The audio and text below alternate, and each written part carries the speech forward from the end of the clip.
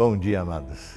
Seguindo em nosso plano de leitura bíblica, chegamos hoje ao capítulo 7 de Provérbios, onde lemos nos versos iniciais, na versão A Mensagem, diz o seguinte: Amigo, faça o que eu digo, guarde meus ensinamentos dentro do seu coração.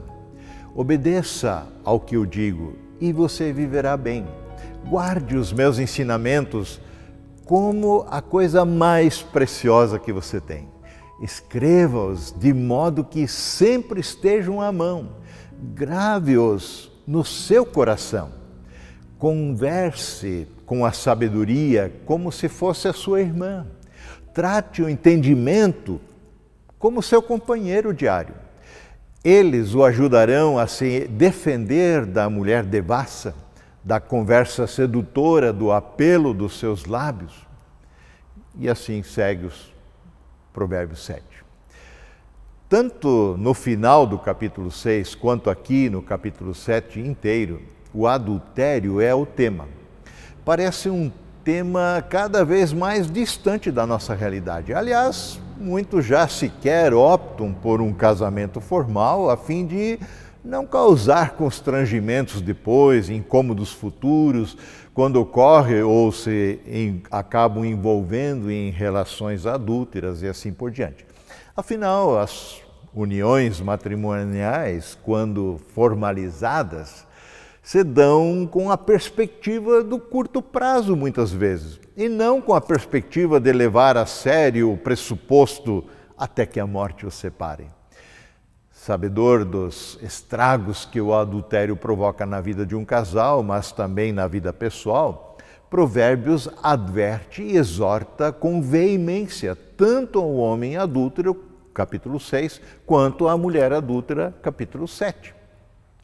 Seja homem ou mulher, marido ou esposa, aquele que comete adultério escolhe uma satisfação momentânea, efêmera, passageira, em troca de manter fielmente, por assim dizer, os compromissos com Deus e com o cônjuge.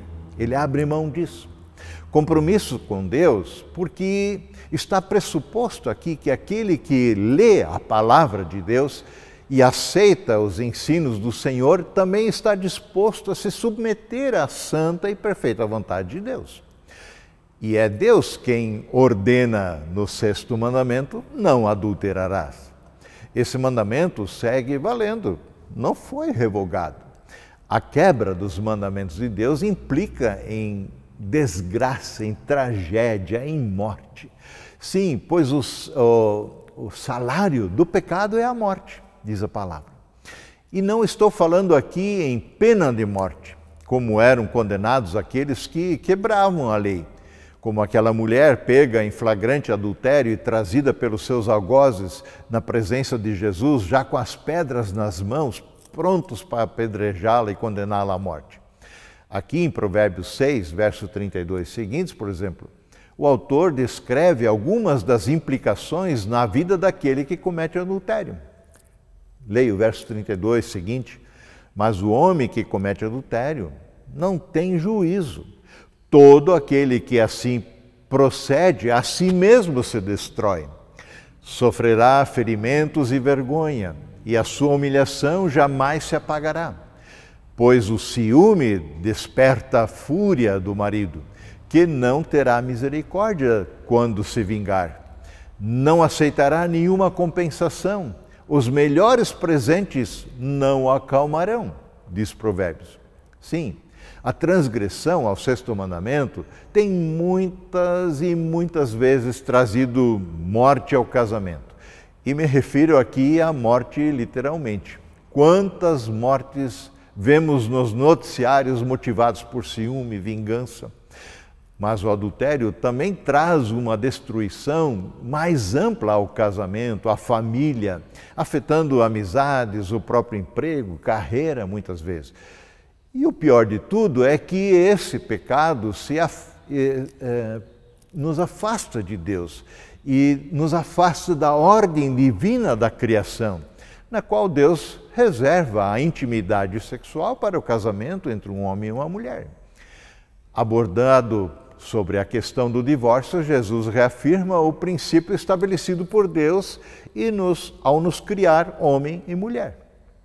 Como a questão foi levantada por líderes religiosos, Jesus lhes disse lá em Mateus 19, verso 4 e seguintes: vocês não leram nas Escrituras Sagradas que no princípio o Criador, Deus, os fez homem e mulher?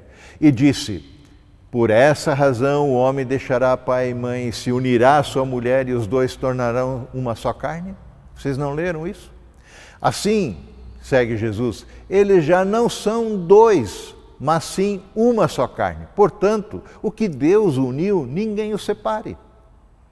Então, nenhum discurso de amor, também não a ingenuidade juvenil, nem mesmo valores religiosos em comum, podem camuflar a força destrutiva do pecado da intimidade sexual fora do casamento.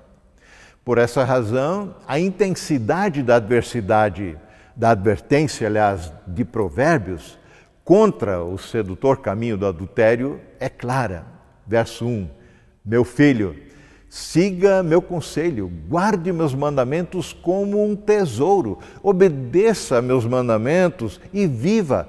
Cuide de minhas instruções como da menina dos seus olhos. Amarre-as ao dedo como lembrança e escreva-as no fundo do seu coração. Sim, há bênção em darmos ouvidos às instruções do Senhor, em vivermos pelos seus preceitos. Ouça ao Senhor, leia a sua palavra, coloque em seu coração, viva por ela e você será abençoado. Amém.